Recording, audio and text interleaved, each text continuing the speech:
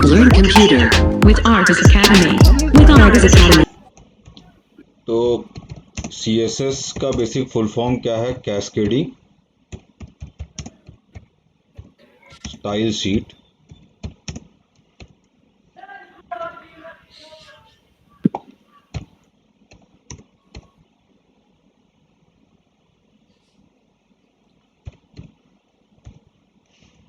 अब ये यूज किया जाता है आपका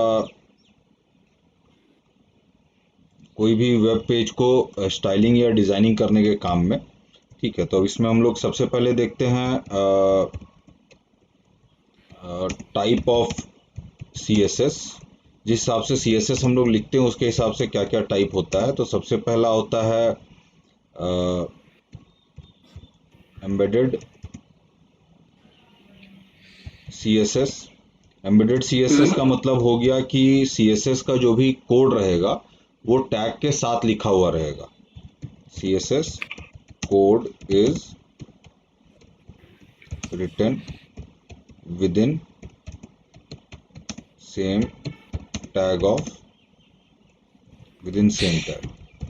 ठीक है, इसका एग्जांपल हम लोग देखते हैं।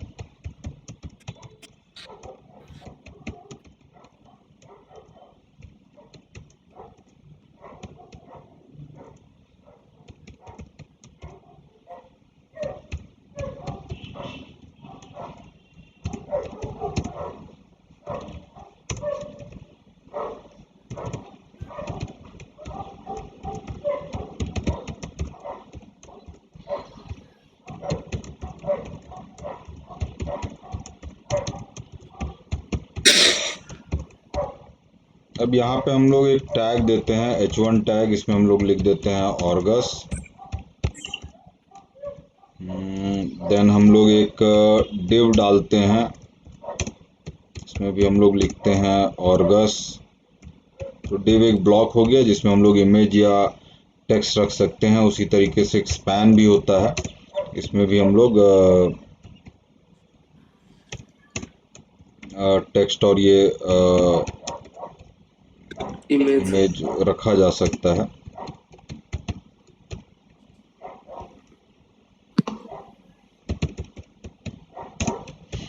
तो 3 टैग दे दिया, इसको फिलहाल हम लोग रन कराते हैं। तो ये एज इट इज दिखाई दे रहा है। अब हम मान लीजिए इसमें कुछ CSS प्रॉपर्टी डालना चाहते हैं तो हम लिखते हैं स्टाइल और फिर डबल कोट्स के अंदर जो भी CSS प्रॉपर्टी डालना चाहेंगे वो लिख सकते हैं। तो एक सिंपल सा टैग लिखते हैं कलर। कलर देख के हम मान लीजिए डाल देते हैं रेड। तो रिफ्रेश करते हैं, पहला हमारा ऑर्गस हो गया रेड। उसी तरीके से स्टाइल करके फिर हम लोग इसमें लिखते हैं कलर लाइन। इसमें लाइन कलर आ गया, सेमीकोलन अंदर ही रखते हैं। तीसरे में हम लोग डालते हैं स्टाइल देके कलर और इसमें कुछ हेक्साडेसिमल कोड लिखते हैं कि 0 से लेकर F तक रहता है। वही 0FF12 करके कुछ लिख देते हैं, उससे देखते हैं क्या कलर बन के आता है। तो ये भी एक कलर आ गया। CSS प्रॉपर्टी में बाद में जाएंगे, पहले बेसिक टैग्स बस देख रहे हैं कि किस तरीके से लिखा जाता है। फिर मान लीजिए इसको हम लोग पोजिशनिंग देना चाहते हैं तो पोजिशनिंग अलग अलग टाइप का होता है। फिलहाल हम लोग पोजिशन एब्सोल्यूट यूज कर रहे हैं। पोजिशन एब्सोल्यूट लिखेंगे और टॉप मान लीजिए 15% और लेफ्ट 20% दे। तो ये पहला टैग का पोजिशनिंग हो गया। उसी तरीके से बाकी दोनों में भी पोजिशनिंग दे देते हैं।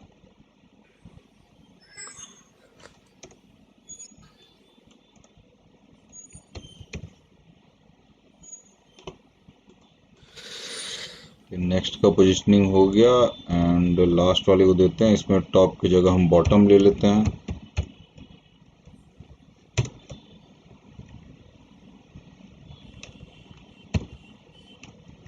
और लेफ्ट की जगह पे राइट। तो ये यहाँ पे आ गया। तो इस तरीके से हमने कुछ बेसिक CSS के प्रॉपर्टी इसमें डाले हैं और ये हमारा किस टाइप का एम्बेडेड। एम्बेडेड में क्या हो गया, जो टैग है उसी के अंदर हमने CSS प्रॉपर्टी लिखा हुआ है। Okay sir. कॉपी करते हैं, एक नया फाइल लेते हैं, css2.html करते हैं। इसमें हम लोग दूसरा टाइप में जाएंगे, तो सेकंड टाइप हमारा हो गया इंटरनल CSS। इंटरनल CSS का मतलब क्या हो गया, CSS कोड जो है is written within same HTML page. मतलब सेम HTML पेज में CSS का कोड लिखा रहता है, but in style tag. Style tag के अंदर वो कोड लिखे रहेंगे, मतलब जो प्री डिफाइंड टैग है उसके अंदर नहीं लिखा रहेगा। पर इसमें अब एक प्रॉब्लम क्या है, मतलब कहने का ये मतलब हुआ कि हम लोग क्या कर रहे हैं, आइडियली हेड में लिखना चाहिए, वैसे कहीं भी लिख सकते हैं। तो मान लीजिए स्टाइल लिया, स्टाइल करके हमने हम इसके बीच में लिख देंगे। हाँ फिर इसके अंदर लिखेंगे। पर अब यहाँ पे इम्पोर्टेंट चीज क्या है, how to access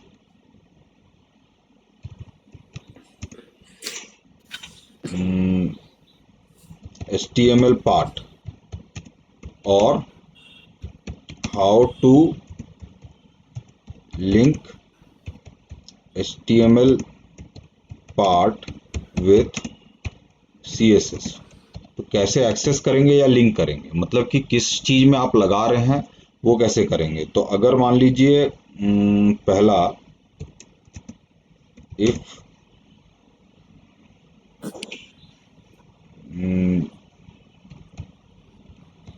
writing CSS property of predefined tag, then write tag name directly।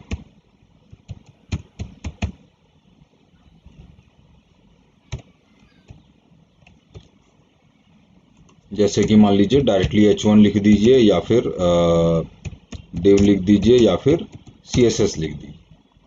तो कहने का मतलब है कि यहाँ से स्टाइल वाले में से सारा चीज़ हम लोग निकाल लेते हैं।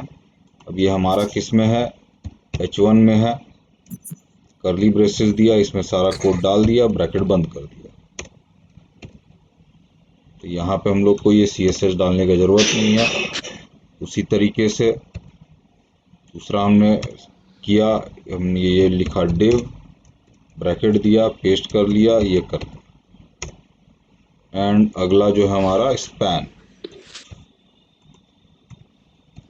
स्पैन डायरेक्टली लिखा, ये पेस्ट कर लिया। तो ये एम्बेडेड CSS के जगह हो गया इंटरनल CSS। इसको हम रन कराएंगे, उस तरीके से मेरा CSS दिख रहा है। हाँ, पर अब इसमें प्रॉब्लम क्या है कि इन केस मान लीजिए हमारे पास दो H1 टैग है, एक में ऑर्गस लिखा है, एक एकेडमी लिखा हुआ है। तो फिर क्या होगा कि दोनों में एक ही चीज आ गया, दोनों एक ही जगह पे ओवरलैप कर रहे हैं। हमको दोनों को अलग अलग करना है। तो इस केस में हम लोग का क्या है, दूसरा तरीका क्या है हमारे पास, we can access HTML part by ID। ठीक है, और यहाँ पे ध्यान क्या देना होगा, we can not have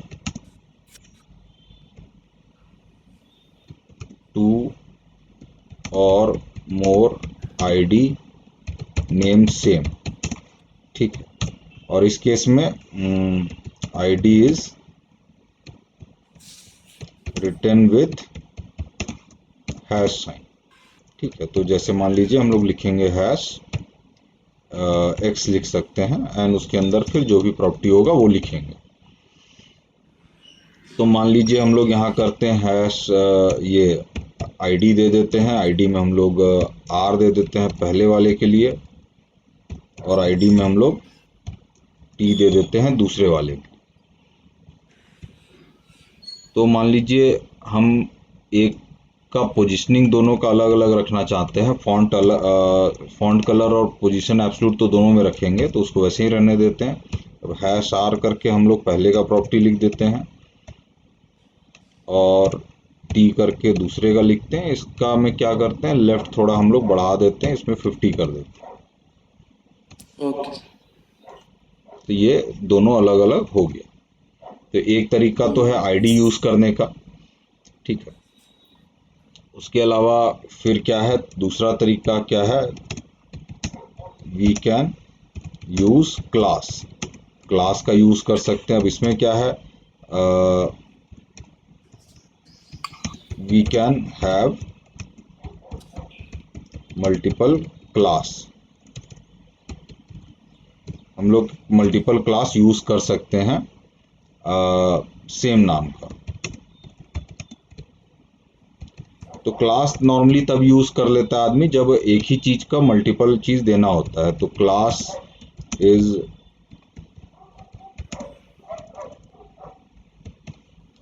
written with dot. कैसे लिखेंगे, मान लीजिए डॉट के और उसके बाद जो CSS प्रॉपर्टी रहेगा वो चीज लिखा जाएगा। तो जैसे हम लोग यहाँ नीचे क्लास यूज कर सकते हैं, क्लास y ले लेते हैं पहले में, दूसरे में भी क्लास हम लोग y ले लेते हैं। और हम क्या करते हैं कि y में जो सेम चीज़ें हैं वो यूज़ कर सकते हैं। तो हम लोग क्या करते हैं, डॉट y करके हम लोग इसमें कलर दोनों का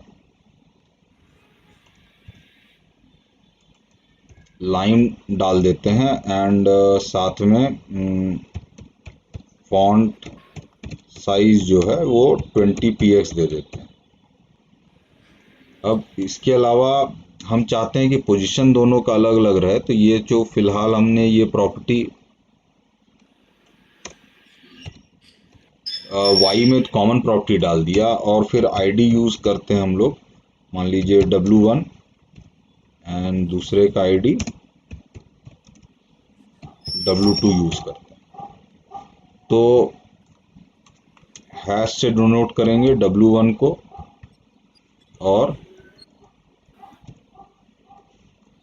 हैश से W2। तो इसको रीलोड करते हैं, फॉन्ट साइज थोड़ा बड़ा हो गया, बाकी तो पोजीशन सेम है। तो इस तरीके से हम लोग इसको यूज़ कर सकते हैं। थोड़ा सा इसका मान लीजिए लेफ़्ट पोजीशन चेंज करके देख लेते हैं, तो लेफ़्ट चेंज हो रहा है, तो इस तरीके से काम कर रहा है। तो ये हमारा क्या ये हो गया, हमारा ये हो गया दूसरा वाला type, internal CSS। Copy okay करते सर हैं, नए में जाते हैं, Ctrl+V Ctrl+S CSS3.html। अब इस बार हम लोग देखते हैं तीसरा टाइप जो हमारा है वो है एक्सटर्नल CSS। तो इसमें क्या होगा, all CSS property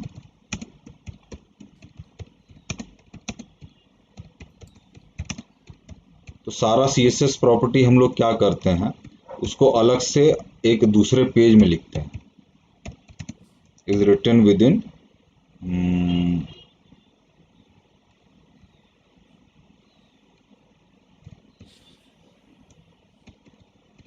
external page with any name and extension .css। तो मतलब हम लोग कुछ भी नाम डाल के .css देंगे। हाँ, अब इसमें ध्यान क्या देना होगा, ये पेज को आपको HTML पेज के साथ लिंक करना होगा। तो this page has to be linked with HTML page. ठीक है, पहला चीज ये है। तो लिंक कैसे करते हैं, उसके लिए हम लोग कोड क्या लिखते हैं, लिंक फिर REL रिलेशनल, फिर जो नाम रहता है CSS का वो नहीं, नाम बाद में डालते हैं, पहले लिखेंगे स्टाइल शीट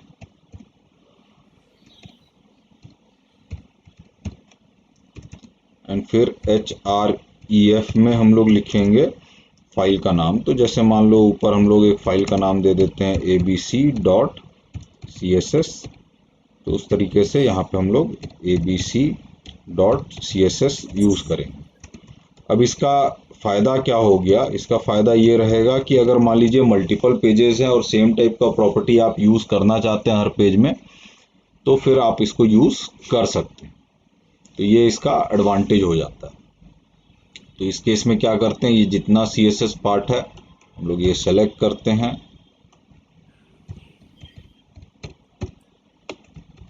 और एक नया पेज लेते हैं, Ctrl V पेस्ट कर देते हैं। इस पेज का नाम हम कर देते हैं bpr.css। अब याद रखना है कि इस पेज को हमको रन कराने का ज़रूरत नहीं है।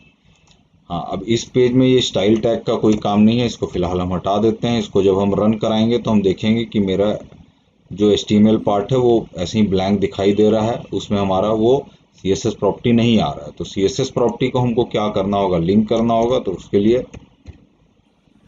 लिंक REL मतलब रिलेशनल हो गया, स्टाइल शीट एंड फिर HREF जो हमारा CSS था वो bpr.css पेज में है, तो इसमें हमने लिख दिया।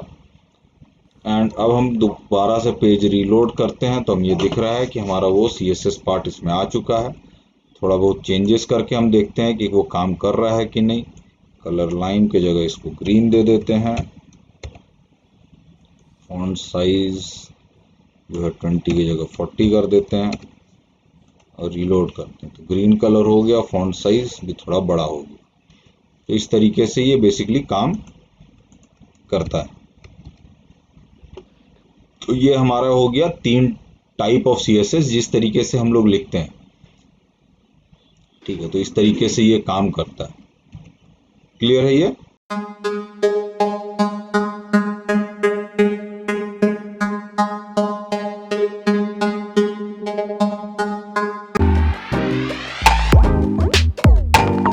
Learn computer with Artis Academy. With Artis Academy.